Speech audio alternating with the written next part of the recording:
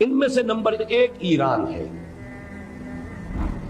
اگر ہم چلتے ہیں عرب سے مشرق کی طرف تو ایران ایک اعتبار سے یہ بازی لے گیا ہے پورے عالم اسلام پر۔ پورے عالم اسلام میں یہ واحد مسلمان ملک ہے جس نے بہرحال اپنی شریعت اپنے عقائد کے مطابق ایک مذہبی انقلاب برپا کیا، اور پورے عالم اسلام میں مذہبی سطح پر حکومت کی سطح پر فنڈامنٹلسٹ صرف ایک ملک ہے کہ اس پہلو سے ایران ان کا ٹارگٹ ہے، ٹارگٹ نمبر 1 ایک خاص اعتبار سے۔ ٹارگٹ نمبر 1 ایک دوسرے اعتبار سے ہم ہیں، وہ میں بعد میں عرض کروں گا۔ چونکہ حکومت کی سطح پر فنڈامنٹلزم ہے اور وہ آیا ہے ایک عوامی انقلاب کے نتیجے میں، پھر ان کے پاس تیل کی دولت ہے، اس کے خلاف اکنامک سینکشنز بھی ہو جائیں تو اگر لیبیا کھڑا ہو سکتا ہے تو بہرحال وہ بھی کھڑا ہو سکتا ہے، اور نقشہ وہ دنیا کو دکھا چکا ہے کہ لڑا دے ممولے کو شہباز، یہ نقشہ بھی اس نے دکھا دیا۔ یہ ہے ایران کا معاملہ۔ نمبر 2 پاکستان۔ پاکستان 400 برس کی تجدیدی مساعی کا امین ہے، امانت دار ہے۔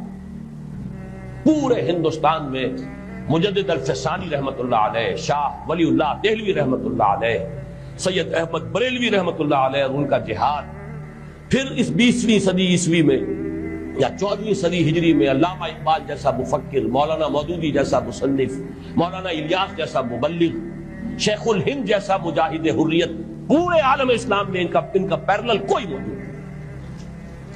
یہ 400 سال کی تاریخ ہے، اس کی امانت اور اس کے نتیجے میں یہاں کے مڈل کلاس میں فنڈامنٹلزم کا ایک نیوکلیس ہے، اگرچہ حکومت کی سطح پر کوئی پیشرفت نہیں ہو سکی آج تک، بلکہ اب تو پسپائی ہو رہی ہے، اب پیچھے ہٹ رہے ہیں۔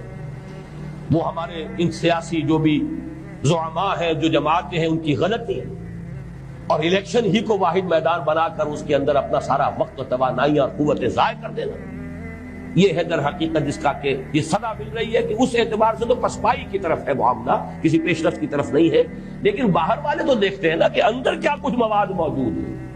اگر مڈل کلاس میں وہ فنڈامنٹلزم کا بارود موجود ہے تو کسی بھی وقت اس کے اندر جو ہے وہ کوئی دھماکہ ہو سکتا ہے۔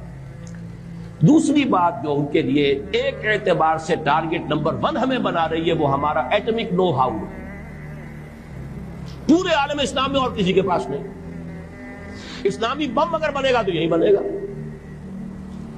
یہ ہے مختلف اسباب جس کے بنا پر ایران اور پاکستان کو آپ بریکٹ کر لیجئے، یہ اس نیو ورلڈ آرڈر کا جو ٹارگٹ نمبر 1 ہے، ایک اعتبار سے ایران ہے، ایک اعتبار سے پاکستان۔